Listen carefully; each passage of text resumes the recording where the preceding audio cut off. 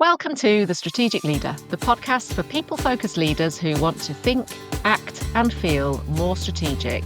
I'm Gemma Bullivant.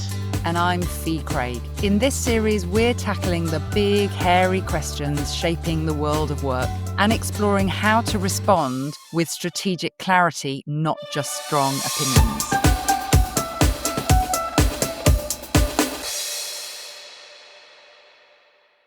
Hi, and welcome back to The Strategic Leader with me, Gemma Bullivant. And with me, Fee Craig. And in this series, we're exploring some of the big, hairy questions that we have to face relating to people leadership, HR, and we are tackling a big, hairy topic today, which it is quite conceptual, really, but it's the question of what do we mean by performance? So we use terminology like performance reviews, performance management, performance rating. What do we mean by performance? What does good or bad performance look like? And I think this is one of the ones that we think we know the answer to. And when we start exploring it, we may discover that we don't quite know the answer. So, Gem, why are we talking about this? What's your take on this big topic at a headline level? Well, I think you hit the nail on the head when you said we think we know what performance is until we try to define it. That's when things get really interesting. You either get blank looks or maybe a range of different interpretations. And yet, performance is such a fundamental part of how we operate, isn't it? Especially in the world of work and HR. Now, as you know, I focus a lot on pay and reward. And there's generally a strong appetite for linking pay and bonuses, promotions to high performance. And that makes total sense in theory. But in practice, it quickly exposes a key problem, which is that we often don't have a shared understanding of what we actually mean by performance, let alone high performance.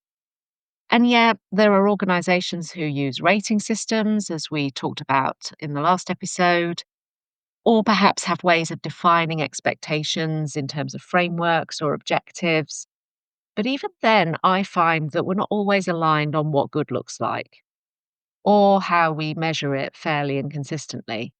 And that misalignment becomes really clear when we then start to tie performance to reward decisions. So, for today's episode, I thought it would be useful to take a step back, really explore this, not just conceptually, but practically and strategically. And it builds really nicely on our last episode with Anna Rasmussen from Open Blend, where we talked to her about performance over time and how ratings can fit into that. But we really didn't have time in that episode to fully explore the underlying question of what is performance really. And so that's what we're diving into today. And I don't know that we'll necessarily have a nice, elegant answer with a bow round it, as we often don't with these big, What hairy a shame. questions. In half an hour, what a shame. But what I hope we can do is offer a bit of strategic rigor Ooh, to yes. the conversation that we might have about performance. It's a topic of conversation that I've had a lot recently with different clients, different perspectives, and it has really been a bit of a light bulb moment to me that we need to kind of get better at defining performance. Well, I would agree because, I mean, one of the big topics at the moment is around getting people back into the office and the idea that people don't perform as well at home. Or what does good performance look like? Mm. Well, I kind of need to see it. I sort of need to see it. And therefore, if you're not Yes. working in the office, how are we supposed to see that? And the kind of visibility of performance. Like, I have to be able to see you doing it. I have to be able to see you showing up on time and working late. Or I have to be able to see you coming into the office. It feels like that's a big part of the topic at the moment, which is if you ask people what's high performance, Mm. it's people who work overtime or people who work long hours or people who are always in the office. And that feels like an incredibly kind of crude, old school way of thinking about it. It's not to say that that's completely wrong, but it surely isn't the whole picture. Well, it's a Exactly. comfort blanket, isn't it? And it's a, there's proximity bias happening there, isn't there? And that sense of security of what we've grown up with, if you like, where we've always been in the office in many cases. I know I've talked before about the fact that there's lots of examples of mm, hybrid working long before COVID, but in the spirit of the fact that this is actually quite a new dimension for lots and lots of organizations and lots of leaders, the comfort blanket that lots of leaders get from actually seeing people sitting at their desks, tippy tapping away at their computer, gives them the sense that they are working and they're producing and they're working hard. We actually don't know what they're tippy tapping away at. That's a whole other question. But at least we can see that they're there and they've made the effort to come to the office. Yeah, I really like that expression. It's a comfort blanket because it feels like it's nice, but there's not really a place for that. It has to be far more robust, really. Yes, yes. So we're not going to go into the whole debate of hybrid. We've got that lined up for a whole new, fresh Yeah, that deserves episode. one on its own, doesn't it? But I think, this it does lend itself into the question of performance because it is about really sort of breaking performance down into its component parts. And I've evolved a bit of a model. We haven't done models for a while. I'm very keen to talk about this one because I like this one very much because what you've done with this one is taken a whole heap of messy work that I have done a number of times over the years, and you've made it much more straightforward. So I wish I'd known about your model much earlier. So yeah, I definitely think we should talk about that. So the 4 dimensions of performance are effort. So am I working hard? Yeah. Behaviours. Am I delivering things in the right way? Hmm. The third area is skills. What are the skills that I'm using, the capabilities? Am I growing in terms of technical and functional competence? And the fourth dimension is outcomes. And I might tease that I could add a fifth dimension here, but I'm going to just add that at the end. I could add a fifth one as well. So let's see if our evolution of my model aligns or if we end up with 6. I don't want any more than 6 because otherwise it's not a simple enough model for me to remember. But anyway, let's start with effort then. Because I was thinking, how would you define high performance when you boil it down? Is it not just somebody who works hard? Mm, mm. Sure, and there must be an element of that in. But when you list all of those 4 dimensions, somebody who works hard may still not get really good outcomes. They may be working hard on the wrong stuff or in the wrong way. So working hard Exactly. feels too crude a description. Yeah, I mean, effort, I think, is something that we would expect as a bit of a given that people would put effort into doing the job to the best of their ability. That's not to say they slog the guts out, Uh-huh. but it is to say that there is a proportionate amount of hard work exercised in the interests of delivering your job, right? And I think that raises another thought that I had about performance, which is that it's never static. Your performance in any job is changing kind of year on year, possibly quarter on quarter. Absolutely. And that points to one of the reasons this has kind of surfaced to me as an idea and certainly a very valid dimension of performance is that when I go into organizations and help them untangle their reward systems, get themselves a bit better aligned, do a bit of prep work and DIY work to get the room ready to paint, to use an analogy I've used before, what I often see in their pay systems, if I look at kind of comparisons of people on different pay rates for doing the same job, a typical answer might be, "Oh, yeah, but they've been here for 8 years." Mm, Okay. So mm, does that mean that they have worked hard? And maybe they haven't, maybe that's a whole other argument, but we won't mm. go there. But let's assume that they have worked hard, they've got a good, decent performance rating for working hard. They are doing the same job, but they keep getting a pay rise. They've been awarded a pay rise based on effort that takes them beyond what their role is worth in the market. and they soon get a bit stuck because they Yeah. can't get that anywhere else. But they're also not developing their skills and some of the other things in the other elements of performance that I've referred to and we'll talk about to move through the pay scales to the next job. So effort in and of itself is valuable. It is something we want in our workforce, Uh-huh. and it is something that should be rewarded. But how we reward it depends on how much else is ticked in terms of the other elements of Mm. performance. Yeah. Because if it is simply working really hard, doing a good shift, and in all other elements, kind of, doing it in the right way, it could be that either a bonus or a recognition system in some way is a more appropriate approach to that person. But if our definition of performance isn't nuanced enough to identify that, it just gets wrapped up in the ratings, your threes, your fours, etc., that are just for putting in a decent shift. So effort on its own isn't enough, then we have to look broader than effort. So that's dimension one. What's the next one? They're not in any particular order, but well, having said that, there is a reason I tend to put effort next to behaviours, which is the next one. How we deliver the effort or the activity, how we Yeah. go about our day-to-day job. So behaviours is about working in the spirit of our cultural values. It is how we go about our job that is not trampling all over other people, for example. Mhm. It is the way in which we might do things that are over and above what the expected is for our job, but we're doing it in the spirit of support, team spirit.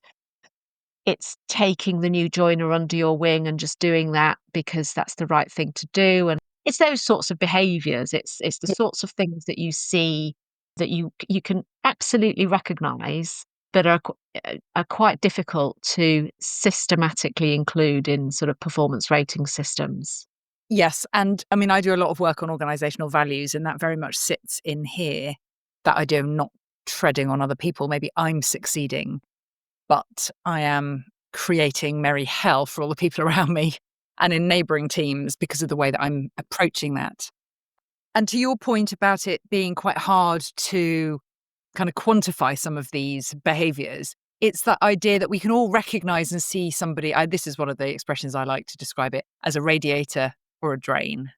Mhm, People are either radiators or drains most of the time. We've all got drainy days occasionally, but is somebody more of a radiator? Do they kind of give off mhm. positivity, support, and encouragement, and so on that helps everyone around them? Or do they kind of suck all of those things out of the atmosphere and make it harder for everyone? That's where behaviors show up at its most core level. And when you ask people, is this person a radiator or a drain? On the whole, you're going to get the same answer because most people will experience them the same. Yeah, and I mean, as you know, I am a big fan of, continuums and there not Hmm. being a sort of a binary answer. But if I could be persuaded to a binary answer in anything, I think that the behaviours spectrum would be one that Yeah. I would consider is an appropriate place for binary answers. Certainly in performance evaluation, you either do it well, you do it in the right way, or you don't do it in the right way. Mm, And introducing some shades of grey that I often see in rating systems. I think the only way that people have been able to do this is some of the time, most mm, of the time, all of the time. And that just feels a little bit weak to me. I feel like but then it does make the message more palatable. So I do get that. But ultimately, I think if nothing else, doing it in the right way should be the cornerstone of performance in putting the effort in and doing it in the right way. The reason I put those 2 first and together often when I describe this model is because I feel like in some ways they are prerequisites to performance. So, okay, so we've talked about those two, effort and behaviors, as two dimensions. What's our third dimension of Now the performance? third one is skills.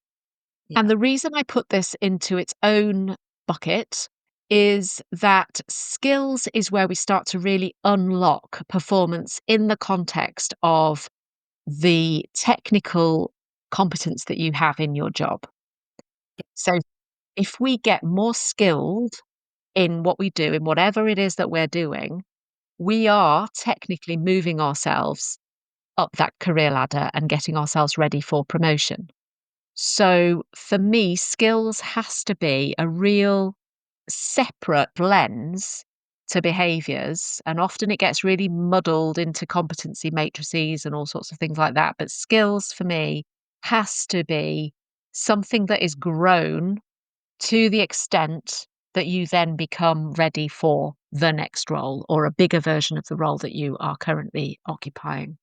So, yes, I can see how we've got technical skills, the ability to do different things, and that could be different software packages or completely different functional things that you might need to go on a course to learn or somebody could teach you. But what about skills that are more what we might call leadership skills, such as collaboration skills or managing Communi- people? yeah, Yeah, communication. any of those kinds of things, decision making, any of those slightly more conceptual behavioral skills, they're still skills, aren't they? Yeah. But they're harder to teach, I think. Well, first of all, I want to commend you on calling them leadership skills and not soft skills, because I might Oh, have yeah. vomited if you called them soft Yes. skills, 'cause No, because that's they are, let's face it, we ticking know they are very hard. years. But to answer your question, I was having this very conversation with a client this week, debating the pros and cons of competency frameworks as they sit with career pathways and promotion criteria. And, we were talking about the fact that when you look at communication as a skill and you talk about it very conceptually, the shades of grey between each level, if you then try to apply that on you know, Mm. junior, established, senior, manager, head of, etc., and you take the competency thread of that, it's really, really nuanced Yeah, I and can imagine. very vague, very conceptual. And where we landed in the conversation was something I've done a lot of in different clients and in different ways, articulating that communication in a more tangible example as it relates to a particular job. So, for example, with communication, leading a client meeting, handling sensitive, confidential information, working with highly emotional scenarios, handling very technical communication. The point being that we're not talking about sophistication of communication. We're talking about a lot more tangible examples as to where that communication might sit in Y- that job Yeah. progress. So examples of it's almost like you can look at, we all know, don't we, that we've been in situations where I was like, well, I would like a more senior person to be in the room because if things get heated or difficult, or I don't know what to say, or we start talking about the contract or money or, whatever it might be that's difficult, I'd rather have a more senior person there. So there's a level that we know somebody else has got the skills that we don't have. And it's about, well, what are those scenarios in the particular line of business that we're in? And my postcard view, because we haven't got long, but my postcard view of competency frameworks in this sort of skills arena is that they are very useful for development, but they are potentially quite full of pitfalls if we start to try and attach career frameworks and progression to them in a binary way. Because the nuance of how you describe communication skills at manager level as it compares to, senior associate level or senior manager level, whichever side of it you do, is too vague and too conceptual to be able to sort of argue or defend to somebody that expects promotion because they tick that next level up box of very vague language, but wouldn't necessarily tick the box of being able to confidently manage a heated client meeting Yes. without the next level of manager in the room. So I think we have to get really clear on how we translate some of these skills. The technical ones, to your earlier point, the technical and functional ones are quite easy to Yeah. define. Yeah. The Yeah. leadership skills that you referred to, communication and so collaboration and so on, I think we can nuance, but we need to then underpin that nuance with the examples as it relates to those specific roles. Yeah, I really like that example you gave. Confidently diffuse a heated client conversation because, I can look at moments of my career where I'm like, nope, I can't do that. Or moments where like suddenly, oh, do you know what? I can do that. I don't need someone else in the room with me. Yeah, I'm totally competent to do yeah, that. Or if somebody needs help in that, if that happens and somebody else isn't able to deal with it, I'm happy to step in and deal with it. yeah. So that's really helpful. So that's around the skills. And as we've said, the technical skills often are a little bit more easy to kind of measure. So that's 3 of our 4. And the last one was outcomes, right? Yes. So this one feels like many people would have just gone straight to outcomes. You know, Yeah, this would be yeah. presumabbly, this would be how many widgets have I sold or made? Yeah. Delivery of my objectives, KPIs achieved, OKRs met, whichever is your defined methodology Acronym for of choice. Yeah. activity, delivery, and outcomes. Now, often what I say here, if we're thinking about reward, going back to pay and reward, is where your skills might feed into base pay increases because you're getting ready to move through a salary scale. Mhm. Outcomes might be better aligned to a bonus system. Ah. Now, they're not mutually You exclusive. you feel my small brain cogs moving really slowly then. See steam coming out your ears. Um, they're not mutually exclusive, of course, Yeah. and that's the reason they often get muddled together. Ah. But if you think about it, you might deliver projects year on year, consistently, capably, or even to, an excellent stretch standard, but you are still fundamentally only skilled to do the same job year Uh, on year. uh-huh. In that scenario, there's no real difference to that person to the effort person Yeah. that is in the same job year on year and getting pay rises because they've either put the effort in or they've knocked KPIs out of the park, but they're not fundamentally skilled to do any bigger version of the job that they're doing. Yes. Yes, got you. And therefore, for that person, deliver their KPIs, do it really, really well. Those KPIs, you would hope, are set to the business achieving its overall strategic KPIs. Therefore, it funds a bonus system. Therefore, that person gets rewarded for the KPIs they have knocked out of the park through the bonus system and not necessarily through the pay rise system. If they are also growing their skills as well as delivering the outcomes, they might merit a pay increase as well. Ooh, I've definitely got smoke coming out of my ears now because this is, just this idea about different elements of performance being linked to different kind of reward or incentive schemes is phenomenal, isn't it? Because I wonder how much it's all generally lumped into one, which Well, it if, typically, in my experience, it is muddled together yeah, in what more times than it's not. And this goes back to what we said right at the start, which is that we think we know what we mean by performance. yes. To define it, everyone will come up with something slightly different. Yes. And I guess what we're looking for then, high performance, when we talk about high performing teams or high performing individual, I guess we would leap straight to outcomes predominantly Yeah. in using that sort of language. Um, And we don't even get into the whether those KPIs were to do your job well, or to do something stretch and outside of your day-to-day job, which is a whole other question of whether those outcomes are measured against the right objectives in the first place. yes, yes. Well, But I'm tempted to propose my fifth dimension here, and you can tell me oh, you can tell me what you think of it. Because what strikes me here is the notion of added value. In pursuit of the fact that we talked about performance isn't static, it's going to change each time. And therefore, yeah, each one of these, well, maybe not each one, actually, I'm truly thinking aloud, you could add value, couldn't you? So, effort, as your job becomes easier because you just get better at it, if you want to maintain the same level of effort, i.e., a lot, mm, you're going to have to find new ways of challenging yourself and bringing new stuff in, which might be, it might be increasing your skills, might be increasing your efficiency, it might be training other people. It can be also, you're going to have to add value to use up that effort.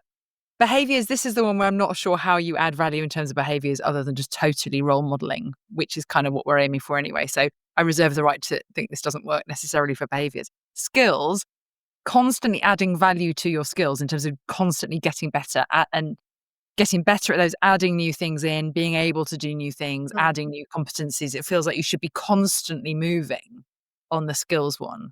And outcomes, therefore, should also be constantly adding extra things in, which isn't necessarily just hitting your targets. It might be finding cost saving initiatives, finding time saving initiatives, finding ways of getting the team to work better together, finding ways of raising the organizational profile externally within the industry. These kinds of smaller things that add up, they're kind of value adds to any Mm. of the above, but maybe not behaviors. What do you think of my fifth proposal there, Jem? I I like your fifth. It's very similar to my fifth. Oh, is it? Well, I say it's my fifth. Full disclosure, this fifth dimension came from a conversation with a client Mhm. who got very engaged in the 4 dimensions, but then proposed this fifth one, and I love it, so I've pounced on it. The fifth dimension that may emerge in this model is impact, Yeah. because this plays to a little bit like your value, your added value idea, but what it's saying is, let's say I've delivered 4 outcomes. I had 5 that I was gonna do, but I've done 4 of them, and that's great, isn't it? 4 out of 5. Uh, But that 5th one was the one that would have made the most impact in uh-huh. terms of moving the business towards its objective, moving my own growth, moving whatever it might be, but usually it's a commercial one. If we had to tag something that was making the most impact or moving the dial in the most effective way, impact actually is a different dimension to outcome. Yes. Yes. I'm thinking that just that kind of constant, that ability to be constantly aware of where is the biggest impact going to come from. Because if Mm, I have 10 tasks on my to-do list today, do I just start at number one and work my way through it? Or do I go, which of these things is going to have the biggest impact? I'll do those first. yes. But understanding where impact is, you could say that it sits across all of those other ones in a way. Just that idea of Mm. understanding and thinking through the lens of impact all the time would be a very powerful thing. Well, I felt it was a very powerful build and a great evolution of my 4 dimensions of performance into potentially Indeed. 5 Indeed. dimensions of performance. Indeed. And I guess what that tells us, therefore, the fact that we've added on a couple of ones even sort of in the moment and in recent conversations, is that what do we mean by performance? You know, Mm, if we have a performance management system, what are we managing? If we've got, performance related pay, what are we relating the pay to? We've already seen that performance is certainly made up of four dimensions, possibly more. You can probably cut it in lots of different ways, all of which have a role, all of which, I don't know, feel a lot easier to work with mm, than just performance. Is this person a high performing person or not? That just feels like the wrong language and far too crude to be meaningful. So just the idea that we can start to break it down into these constituent parts makes it easier to get a grip on, okay, therefore, what do we mean by high performance in all of these mm, different ways? And mm. I guess to your point, which was truly mind blowing for me, how do we reward and incentivize those different elements? Because they're not the same and possibly shouldn't be rewarded or incentivized in the same way because they do different jobs. So Yeah. even in this half-hour conversation, I feel like I have a much more strategic view of the notion, the concept of what do we mean by performance. And therefore, what does it mean for performance management systems? What does it mean for performance reviews? What does it And mean for what does it performance mean quota for, pay? putting in place a high performance culture, which I'm sure we'll Yeah, come back to as a topic. yes, absolutely. Great. Because a high performance culture, where everyone will go, yes, I want that, but how on earth? I guess one of the first steps would be, okay, so let's start breaking it down into these 4 or 5 or indeed even 6 different dimensions, because that feels much more doable, don't you think? Absolutely. Great stuff. Okay. Well, I've enjoyed this conversation. I've learned a lot. Thank you for sharing your expertise, Gem. I'm sure everyone listening will appreciate it. And we will be back very shortly. And thanks so much for listening. Bye bye. Goodbye.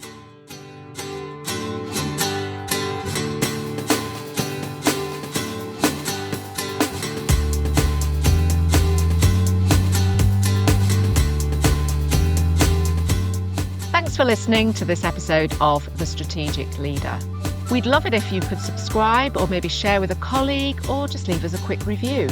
And if you have a big, hairy question you'd like us to explore, or perhaps a strategic dilemma you're wrestling with, just drop us a line. gemma@gemmabullivant.co.uk. And remember, having a strategic viewpoint doesn't necessarily mean having all the answers. It's more about asking better questions, broadening your view, and staying curious. We'll see you next time.